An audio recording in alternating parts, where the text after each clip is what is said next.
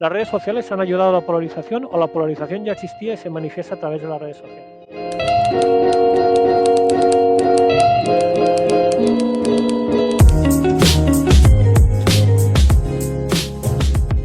Bueno, a nivel más académico, muchas veces hablamos de las fake news, como decía Rochlin y otros autores, como unas noticias falsas, contenidos falsos que se cuelgan en falsos medios de comunicación para parecer que son noticias digitales ciertas.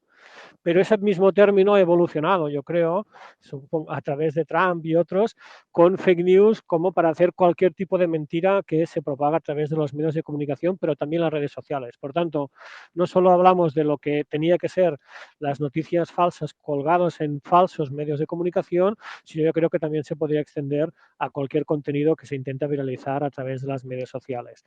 Es verdad que en estos términos tendríamos que hablar más de desinformación, que es el término más académico, pero es verdad que a veces, sobre todo a nivel de la sociedad en general, hablamos de fake news en general.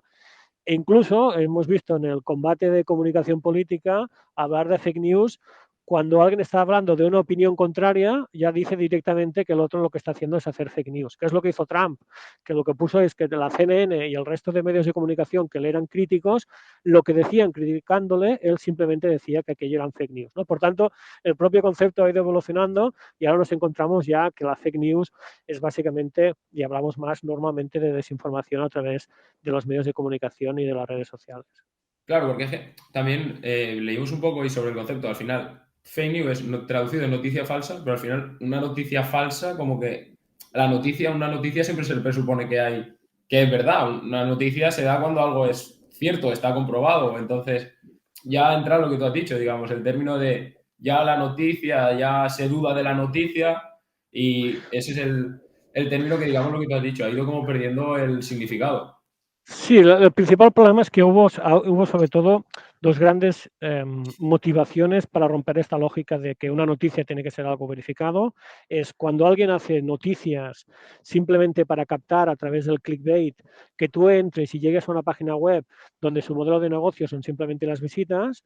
Y aquí vemos desde titulares sesgados hasta directamente mentiras, ¿no? Entonces, aquello que circulaba mucho por páginas web, por Facebook, etcétera, etcétera, de un titular muy llamativo, normalmente falso, o no te vas a creer lo que le pasó a no sé quién, no sé qué, ¿no? Todo esto entraría dentro de esta idea. Pero también habría lo de aquellos, y eso hizo muy bien Trump, su campaña con Bannon, directamente para tener a alguien que sí que tiene una agenda política clara, alguien que sí que quiere crear un estado de opinión a través de la mentira y la desinformación, alguien que sí quiere atacar pues una visión más o menos clara dentro de lo que sería la sociedad, y lo que quiere es hacerle ver su punto de vista, su opinión sobre algo. Entonces aquí sí que habría esta segunda visión de que o alguien tiene un interés económico o alguien tiene una agenda política más o menos oculta para poder cambiar el estado de opinión de la mayor parte de la sociedad. Y bueno, por contextualizar un poquito también, hablar un poquito del término de posverdad. Sin duda, la desinformación se ha añadido a esta parte de posverdad porque es verdad que muchas veces este tipo de contenidos, para poder ser viralizados, no importa tanto el dato o que sea verdad o no, sino que apele a tu emoción. Y lo que se está viendo es que cuando la mentira o la desinformación apela a alguna de tus emociones, básicamente el miedo, básicamente la rabia, básicamente aquellas cosas más irracionales, es más fácilmente viralizado. Y por tanto, apelar a todas estas emociones nos lleva a un punto en que parece más en lo que sería el sesgo de confirmación, que la gente quiere confirmar sus ideas preestablecidas que no saber la verdad de las cosas. Y en ese estado donde la verdad pasa a ser líquida, lo que pasa, y sobre todo en sociedades muy polarizadas, lo que la gente quiere es ver continuamente alimentado aquello que ya cree. De forma que dejas de alimentar o dejas de tener en tu dieta digital opiniones contrarias y solo escuchas las tuyas y estas se ven realimentadas y de alguna manera es cuando se crean estas burbujas, estas echo chambers, donde no acabamos de salir para ver opiniones contrarias a la nuestra. Y podemos decir, digamos, como que las redes sociales, el algoritmo y todo esto ha potenciado o ha hecho que nos informemos únicamente de lo que ya estamos, digamos. seguros o, entre comillas, que nosotros mismos defendemos, nos volvemos a retroalimentar con algo diciendo, mira, pues esto defiende lo mismo que yo pienso y al final, lo que tú has dicho, ha llegado a un punto que estamos polarizados entre o esto o esto. Bueno, hay artículos un poco contradictorios actualmente. Parece un poco lo del huevo y la gallina. ¿Qué pasó antes, la polarización o las redes sociales? ¿Las redes sociales han ayudado a la polarización o la polarización ya existía y se manifiesta a través de las redes sociales? Yo creo que aún no es claro. Yo creo que hay muchos experimentos. Lo que pasa es que a veces es difícil aún de encontrar una metodología clara. Lo que sí que es verdad es que son cosas que sí que se van realimentando.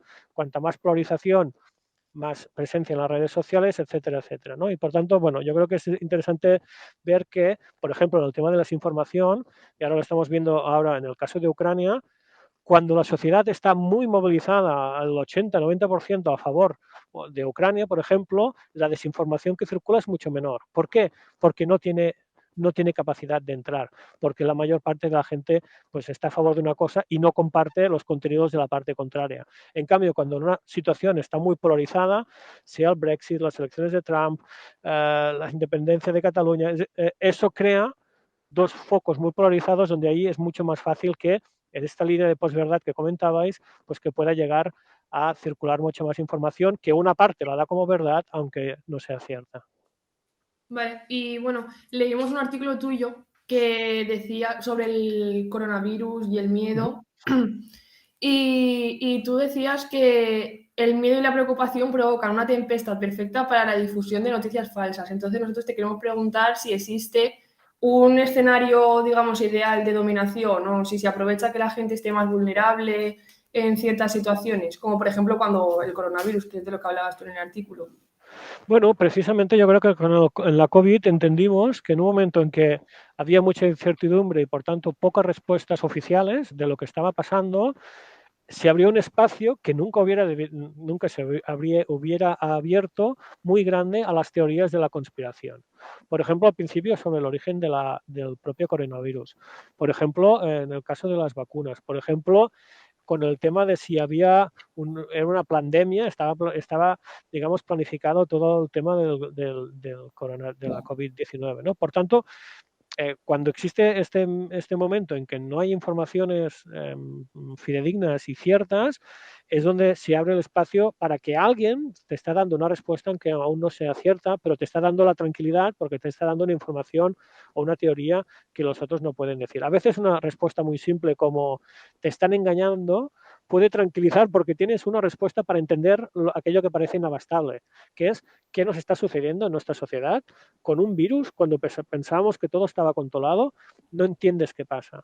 Cuando alguien te dice, no, es que te están engañando y esta pandemia está planificada, aunque sea falso, te coges a ello como para tener una falsa sensación de tranquilidad porque parece ahora ya que estás entendiendo lo que está sucediendo.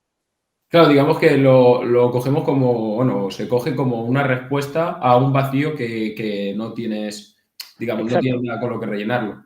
Exacto. Por tanto, una de las respuestas siempre a la desinformación tiene que ser máxima transparencia, información por parte de la administración y de los medios para tener un contrapeso suficiente para poder no solo la verificación, sino también tener un pozo de información básica y fundamental para poder de alguna manera contrarrestar. Ante el vacío de información, la capacidad de la desinformación de poder crecer y viralizarse es mucho mayor, ¿no? Lo que pasa es que aquello lo aprendimos pues un poco en el caso de la COVID entre marzo, febrero y abril, fue muy complicado. Después en el tema de las vacunas aprendimos, creo, cuando ya nos acercamos al inicio de tener las primeras vacunas, la importancia de no dejar estos espacios para que hubo algunos porcentajes en estadísticas muy claros de que había como un 40% de gente que no se quería vacunar y a medida que hubo información y se vio que aquello estaba funcionando, la gente, el porcentaje evidentemente bajó mucho más, ¿no? Por tanto, con mayor información es posible luchar mejor contra la desinformación y no la inversa.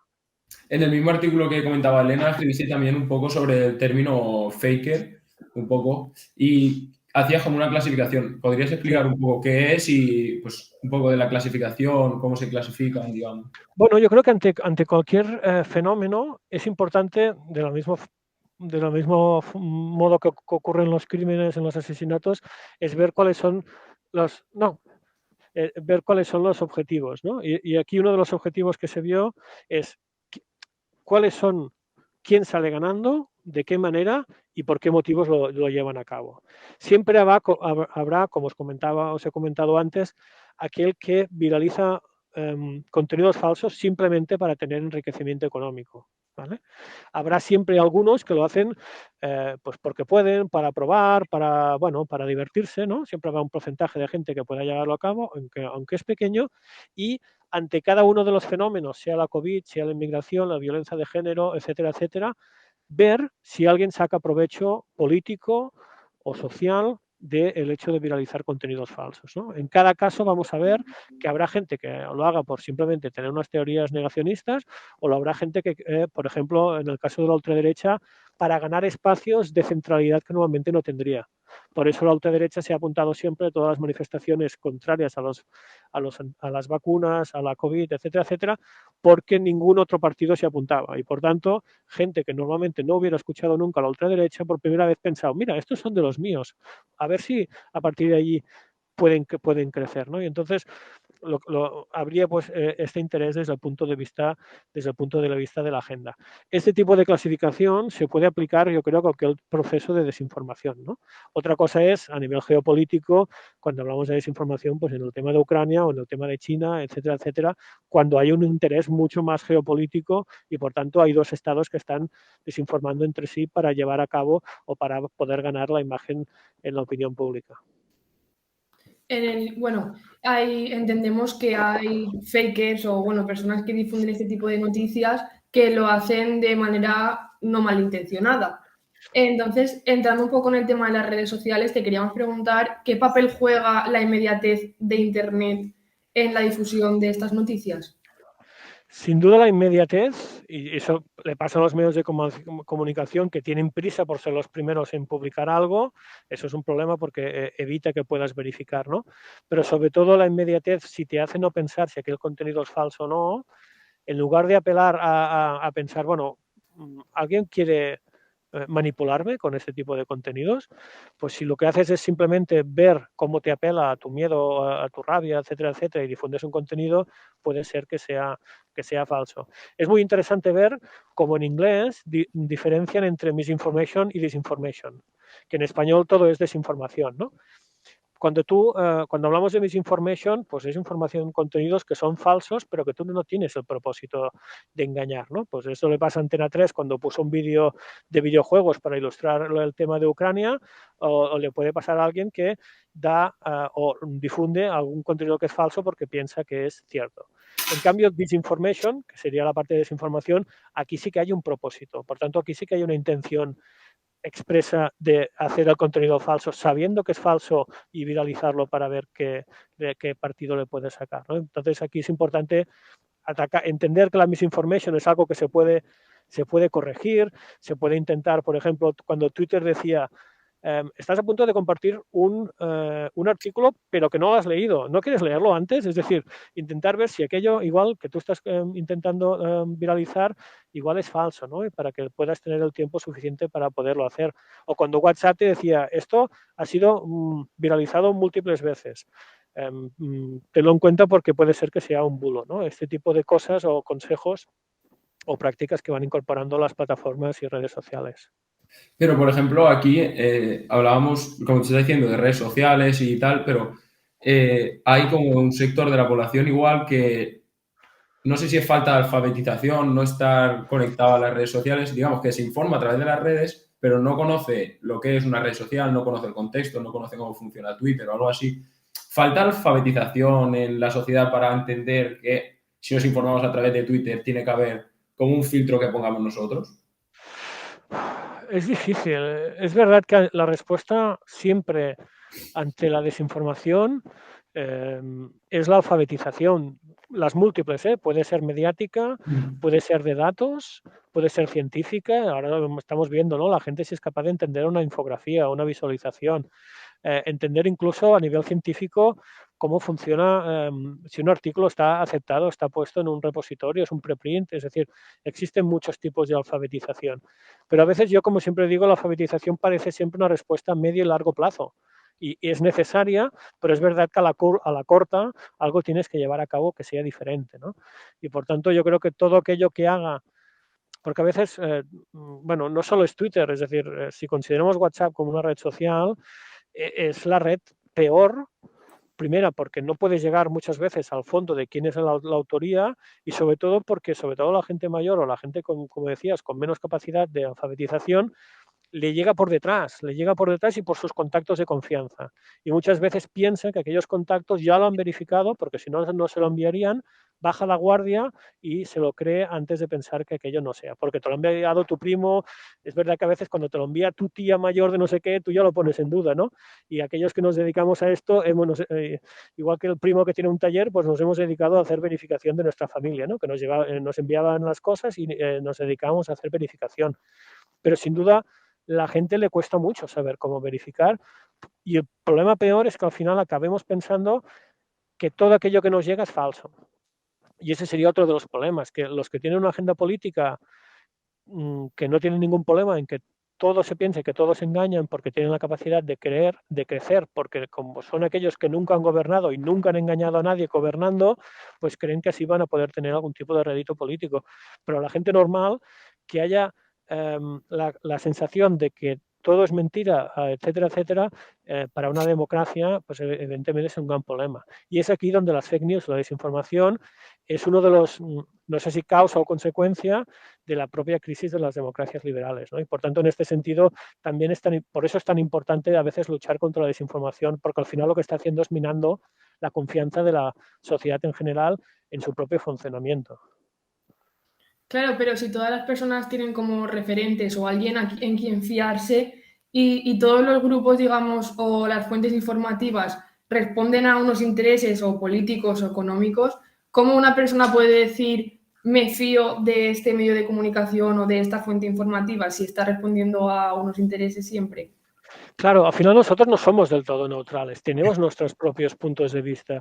Lo que tenemos que intentar tener, yo creo que uno de los principales consejos es una dieta digital plural. Es decir, a quien seguimos de Twitter, pues intentar tener los medios de comunicación que te sean afines, pero también los otros, porque el propio ejercicio de contrastar una misma noticia por lo que están diciendo tus medios y los otros medios es importante. ¿Vale? Como mínimo para tener una visión no parcial de la realidad e intentar hacerte tu propia idea. Eso no va a hacer que si tus medios alguna vez les cuelan una fake news, eso no quiere decir que tu visión sobre las cosas cambie. Lo que querrá decir es que aquel medio pues simplemente no ha verificado bien una determinada información. Pero cuanto más rica y plural sea a quién sigues, tus canales, etcétera, etcétera, mucho mejor. Pero también tenemos que contar con que los medios de comunicación no sean neutrales. Tendrán su línea editorial, tendrán su visión, sus intereses económicos, políticos, etcétera, etcétera. Conocerlo no implica que su contenido no sea más o menos cierto. Lo que implica es que, bueno, entenderemos mejor el ecosistema, que la propia alfabetización mediática ya implica eso, conocer el ecosistema de medios de comunicación, saber su línea política y elegir aquellos que tú crees que por su solvencia y por su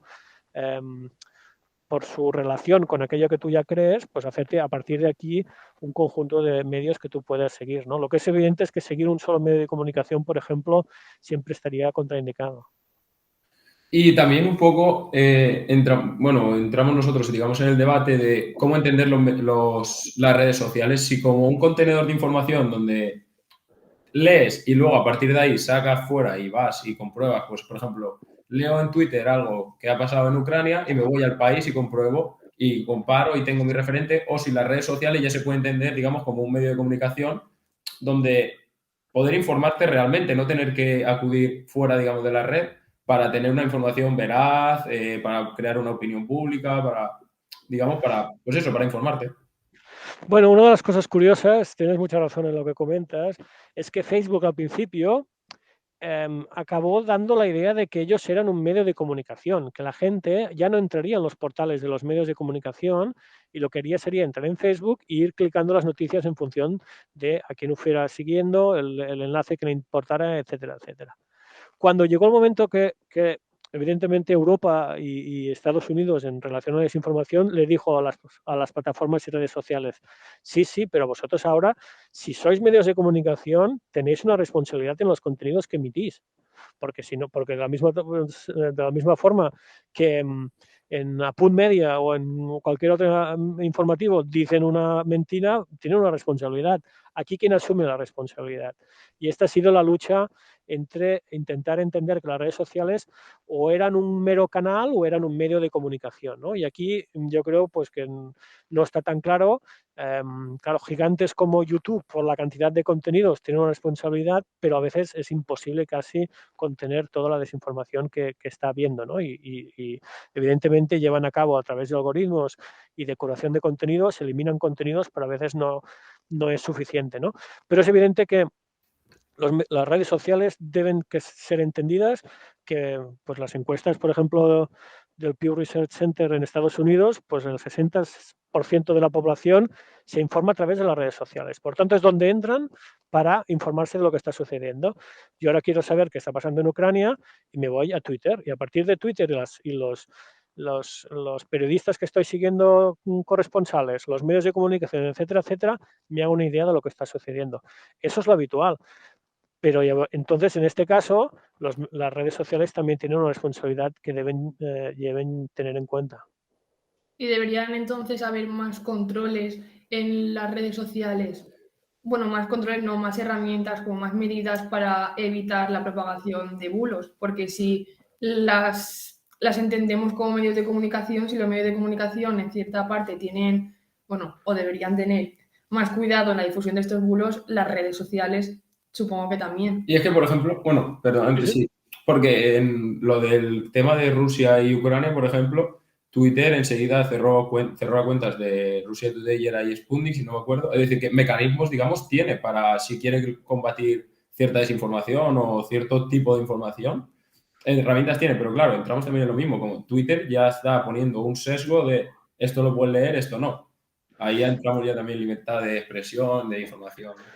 Sin duda, es un tema muy interesante, que da para mucho, porque como medios de comunicación o como lugares donde la gente se informa, es verdad que han tenido que asumir una serie de responsabilidades. La propia Unión Europea, que a partir del 2018 empieza a hacer informes de la lucha contra la desinformación con una de las cosas más importantes a llevar a cabo, crea un código de buenas prácticas donde está Facebook, bueno, Meta, está Google, está Twitter, están, yo creo que es TikTok, entra, Microsoft, es decir, todos los grandes operadores y plataformas y redes sociales se añaden a este código de buenas prácticas de la Unión Europea, donde dicen qué van a hacer para luchar contra la desinformación. Algunas de las partes van muy específicas a los procesos electorales y ahora estamos viendo como Facebook es capaz de decir quién está anunciando qué en un periodo electoral, en base a qué objetivos y quién lo está pagando. Eso es muy importante para saber si te están proponiendo que veas vídeos a alguien que tiene un papel dentro del proceso electoral, ¿no? Pero a veces parece que no sea suficiente con eso. Es decir, existe la responsabilidad de hacer las buenas prácticas, pero las redes sociales cada vez más van tomando un papel. En el caso de Trump y Bolsonaro, empezaron, por ejemplo, Twitter a etiquetar algunos de sus contenidos como cuando, por ejemplo, defendían el uso de la lejía o de alguna cosa que Trump le venía a la cabeza, pues lo etiquetaron como información que no era verídica. Twitter después dio un paso adelante por primera vez, cruzó el Rubicón y cerró el perfil de Trump. Lo hizo tarde porque ya había perdido las elecciones y después de lo del Capitolio, pero existe también un debate sobre, nos creemos que a veces las redes sociales son como un ágora y un espacio digital, pero no olvidemos que son espacios privados. Es decir, hemos creado muchas veces el discurso de que era como la plaza del pueblo donde la gente podía hablar, pero recordemos, no es una plaza del pueblo, es un espacio privado. Es un bar, no es una plaza. Y por tanto tiene sus normas. Y dentro de estas normas tú puedes obligar, pero evidentemente Twitter, Facebook, etcétera, van a tener sus propios intereses. ¿Qué ha pasado en el caso de Ucrania? Que digamos que Meta ya le tenía ganas a Rusia por algunas cosas que le había hecho y pues hoy mismo creo ayer pues han sido son casi medios, organizaciones casi terroristas extremas y, por ejemplo, pues Rusia ha etiquetado a Meta, o sea, y que la gente puede usar WhatsApp, no tendrá ninguna consecuencia, pero en lo que sería en Facebook, pues debería dejarla, ¿no? Por ejemplo, vemos que pasan a ser un juego dentro de la geopolítica también. Y esto ya es, digamos, no sé si es personal o no, pero, por ejemplo, yo entraba a Twitter a informarme de lo de la guerra entre Rusia y Ucrania y tenía tanta información que no era como ansiedad, pero quería informarme y tenía tanto estímulo que dejaba de informarme y veía como una sobreinformación que me superaba la información que yo tenía para entender X problema. Aquí es muy verdad lo que comentáis. Aquí hay dos ideas, ¿no? Es la sobreinformación. Cuando la propia OMS habla de la pandemia, ya en febrero del 2020 también dice que se observa una infodemia, que es una sobreexposición a la información de los ciudadanos, además mucha de la cual es falsa. Por tanto, dos elementos. Demasiada información, mucha de la cual es falsa. A veces nos centramos mucho en la que es falsa, pero dejamos un poco de vista lo que comentáis, que es el exceso de información. Si además existe exceso de información con aspectos de cosas que no están evolucionando, pues a veces nos dan casi un tipo de angustia porque estamos siguiendo algo que no está evolucionando. Entonces estamos conectados simplemente a algo porque nos está llamando la atención, nos está apelando está sucediendo algo importante. Eso, por ejemplo, en el caso de los atentados en agosto del 18 en Cataluña, que estabas conectado aunque no estuviera pasando nada, porque querías informarte, ¿no?